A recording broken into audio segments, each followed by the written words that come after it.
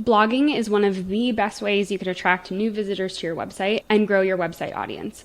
But you want to be strategic about how you're writing your blog posts so that you're targeting helpful keywords that people are actually searching. We've already talked about optimizing the core pages on your website with SEO keyword research, but a pillar content strategy is going to help you develop a strategic blogging strategy that will build upon these keywords and help you grow layered content on your website. Again, when you're just starting out and getting your website up off of the ground, you don't necessarily need to focus on this. I don't want you to end up feeling overwhelmed or burnt out with your business or your website. But if you are in a season of your business where you have time to devote to blogging and you want to build your presence on Google to get more organic search results, utilizing an SEO pillar strategy is really helpful. There are tons of resources where you can deep dive into exactly what a pillar strategy is, and there are tons of SEO experts that know way more about this than I do. But again, this is the quick and dirty version for just getting results as quickly and simply as possible. A pillar content strategy can be used to structure any of the content on your website, but I specifically like to use it for blogging because there's a bunch of different ways to layer content. The overall goal is to create layers of content that deep dive in content to build an interconnected web of internal links and pages on your website filled with related SEO keywords. It also gives your audience an ability to deep dive into topics and spend more time on your site. This is a simplistic visualization of what that pillar strategy looks like in practice on your website. Your pillar pages act as your main pages that are going to cover a topic broadly enough that it can then be segmented down into individual related topics. You'll then want to link these pages to each other through hyperlinks in each of the related blog posts, so that, for example, if someone lands on this blog page and they want to learn more about this topic, they can click a hyperlink that takes them to this second blog post.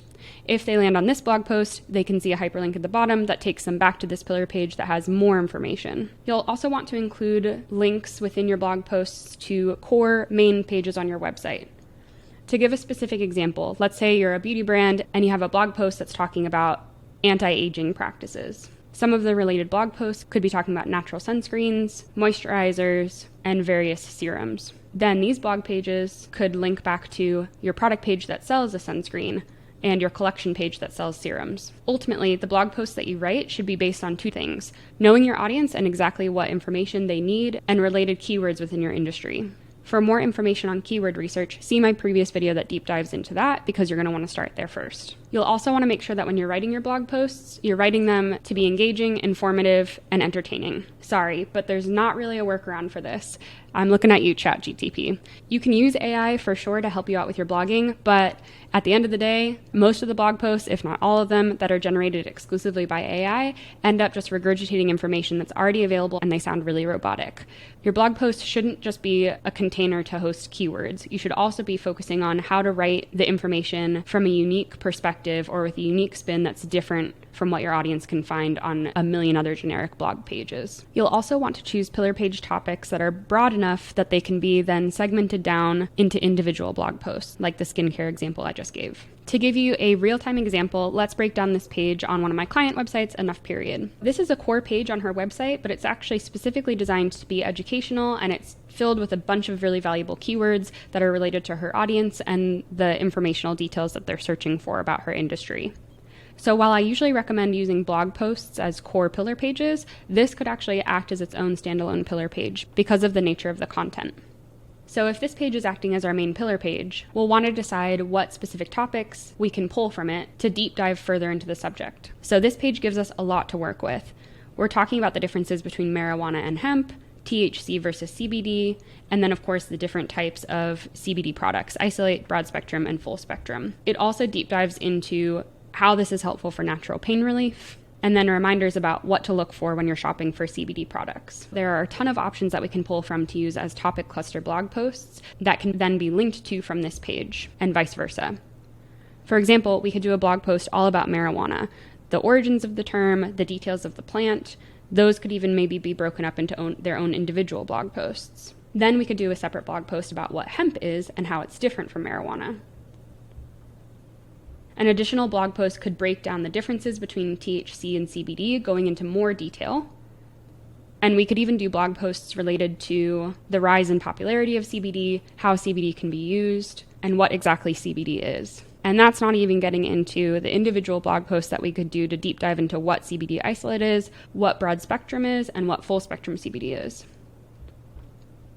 Then you could even do blog posts related to natural pain relief for period symptoms specifically, because that fits with this brand, and detail exactly how CBD fits into the mix.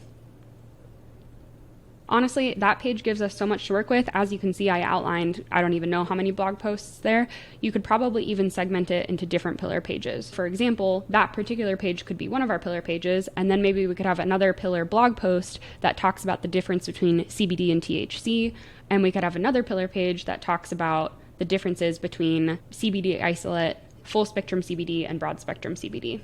Then we would want to make sure we're linking each of these individual pages, including even our pillar pages, to core website pages like product pages, product collections, and our website homepage. And of course, we want to be filling our blog post headlines and body copy with our selected keywords that are related to those topics, making sure to put our most important keywords in our headings and our related keywords in our body copy.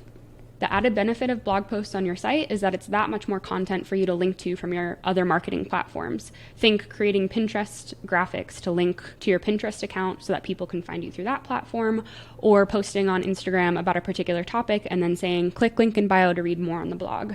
All of these things help build backlinks as well as site traffic and build more credibility and trust for your brand. Keep in mind as well, you don't need to be blogging all the time. If you're wanting to just get started, I recommend doing research to create one pillar blog page and then creating 3 topic cluster blog posts. That way you have 4 blog posts right there, which could theoretically be 4 months worth of blog content. If this is still feeling overwhelming, click the link below and I'll send you my pillar content strategy guide that breaks this down even further and gives you real-time examples of what different blog posts could be and how to structure your keyword research within those blog posts. Again, this is dependent on doing your research first, so if you haven't done that yet, see my previous video on keyword research. I hope this was helpful to you as you're working on your website. If you're working on one of my templates and you have any questions, please email me at support@locreativestudio.com. And if you're just stumbling on this video, hi, my name's Alana. I run LO Creative Studio, which builds websites for small businesses. I love seeing how excited and passionate small business owners get about their work, and I hate seeing how overwhelmed and stressed they get about building their website. So I offer branding, brand messaging, and website design services to take everything stressful off your plate so you can get back to what lights you up. To shop my do-it-yourself website templates or browse my one-on-one design services, you can head to locreativestudio.com.